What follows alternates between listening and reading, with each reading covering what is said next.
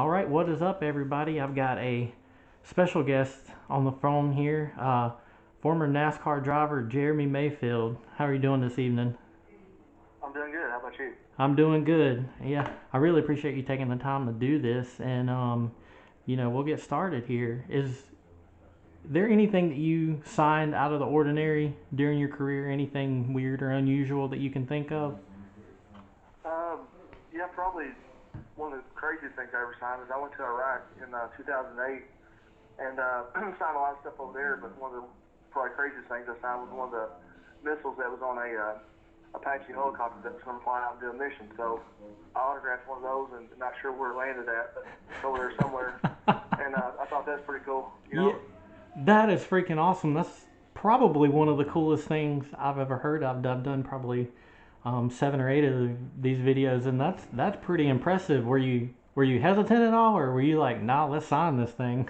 Oh no, we signed a bunch of stuff. I signed the chopper itself, and actually the one of the missiles that was getting ready to, it's one of those GPS missiles too, and signed a lot of other stuff, guns and things like that over there. But that place was it was pretty wild, and thinking back on it, that's probably definitely one of the wildest, craziest things I ever signed for sure. Yeah, I can imagine. I can imagine. I don't think if I do another 100 videos, I don't think I'll ever hear that again. That's definitely unique, Right. and that's Nope. definitely awesome.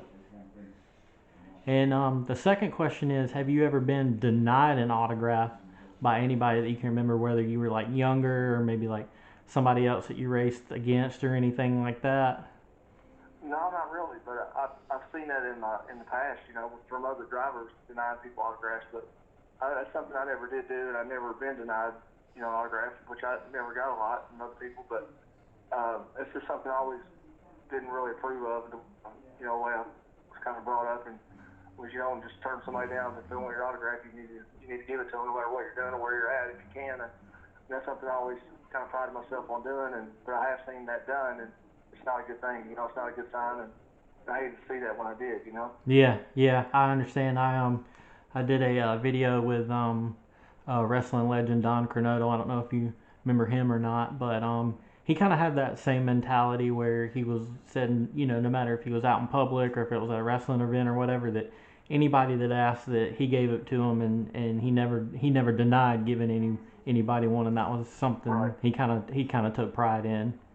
Right. And that's I got when I was coming up in my career, I got to watch Richard Petty and Darrell Waltrip, Dale Earnhardt, and those guys, and I felt like Richard Petty was always standing out there signing autographs for somebody all the time, and I feel like if he could do that for all the things he's done, accomplished, and Earnhardt the same way, that's the least you could do. If they can do it, then nobody's too good to do it. So that's kind of what I've seen, as I was coming up in my career, and kind of believed in, still do today. Yeah, yeah, yeah. That's awesome, and I definitely, you can definitely tell that, there's like celebrities and athletes that definitely have, that kind of a principle, that if there's people out there that are, maybe, better than me or not even as good as me, and they're signing autographs, then I that's the least I Right. could do. Yeah, I, Right, exactly. And that's what makes it all, is fans being able to do that, and that's what, keeps our world anyway, the racing world, that's what kept it going. And I just felt like that's the least you could do, if throughout everything, that's probably the simplest, and easiest thing anybody can do is take time to do that.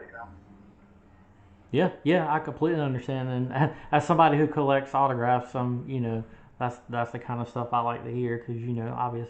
I've, Right, I've I've been denied before, and it's kind of a crappy feeling, but you just kind of pick it up and move on. right, It like you're saying there, kind of it's part of it, and it happens. right. Oh, yeah, that's for sure. And like you said, you don't forget that either. I'm sure. Yeah, yeah, yeah. You're absolutely right. And the third and final question is kind of a fun one. If you could have anybody's autograph in the world, whose would it be? Like dead or alive, or past, present, or anything like that. Right. Man, I don't know. Let me think about that for a second.